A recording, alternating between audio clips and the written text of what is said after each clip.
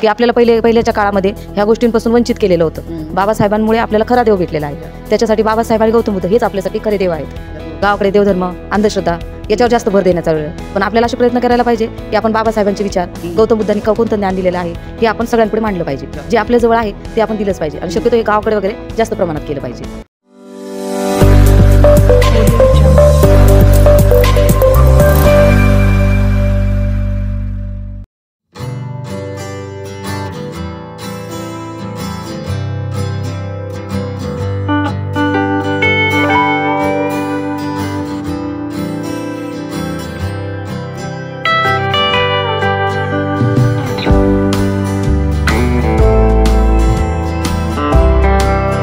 Okay, सर्वांना क्रांतिकारी जय भीम, नमो बुद्धाय।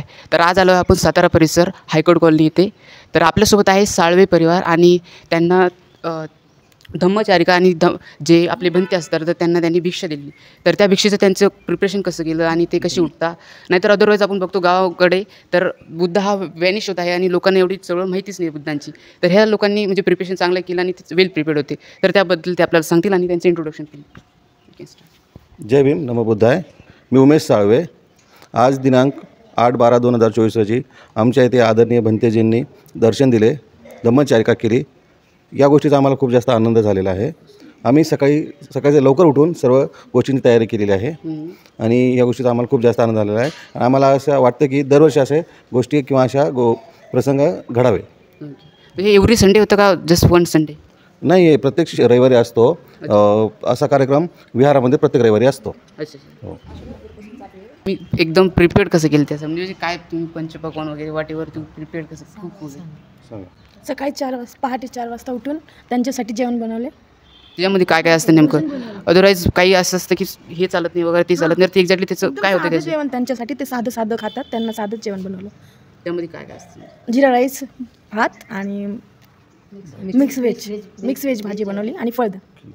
हो, पोळी वगैरे ते काही खात नाही, त्याच्यामुळे त्यांना पोळी वगैरे काही बनवलेलीच नाही। इंडियन नाही आहेत ते। थायलंडचे हो, त्यामुळे थायलंडवरून इथं आले ते। थायलंडचे आय थिंक थायलंडला त्यांनी दीक्षा घेतली वाटतं। खूप छान वाटले। नाव सांगा आधी तुम्ही। माझं नाव सुजाता सुनील जाधव। मी यांची मुलगी आहे, खास या कार्यक्रमासाठीच इथं आलेली आहे। कुठून आले? मी एनफोर सिडकोमधून आलेली आहे, इथेच यश छत्रपती संभाजीनगरमध्येच राहते। खूप छान वाटलं, भंतीजी आले, त्यांचं दर्शन वगैरे झालं। त्यांना आईनी, भावानी, बहिणींनी यांनी सर्वांनी फळदान, भोजनदान वगैरे सर्व केलं, ते बघून खूप छान वाटलं। असाच कार्यक्रम दरवर्षी व्हावा असं मला वाटतं। सो म्हणजे तुम्ही वेल प्रिपेअर्ड होते आणि घरामध्ये वातावरण कसं असतं त्याच्यामध्ये नेमकं की? त्यामुळे वातावरण खूप छान असते। तसं तर घरामध्ये वातावरण खूपच छान असतं आमचं, कारण की आम्ही हे रोजच करतो। रोज सकाळी उठणे, गौतम बुद्धांची पूजा करणे हे घरामध्ये रोजचंच आहे। त्यामुळे आम्हाला म्हणजे छान वाटले आज, आणि भंतीजी आल्यामुळे खूप छान वाटले। आपण बघतो गावाकडे तर हे सगळं म्हणजे बुद्धांचा विचार हा नष्ट होत चाललेले समजा आपण बघतो, स्वतः बघतो। तर तुम्ही हे कंटिन्यू चालू ठेवता, तर त्याच्यापेक्षा मोटिवेशन आणि तुम्ही हे सतत चालू कितीपर्यंत आणि तुमच्या पिढीला कसं तुम्ही मोटिवेट करता? हो, कायमस्वरूपी हे चालूच ठेवायला पाहिजे, कारण की गावाकडे ही प्रथा म्हणजे खूप कमी होत चाललेली।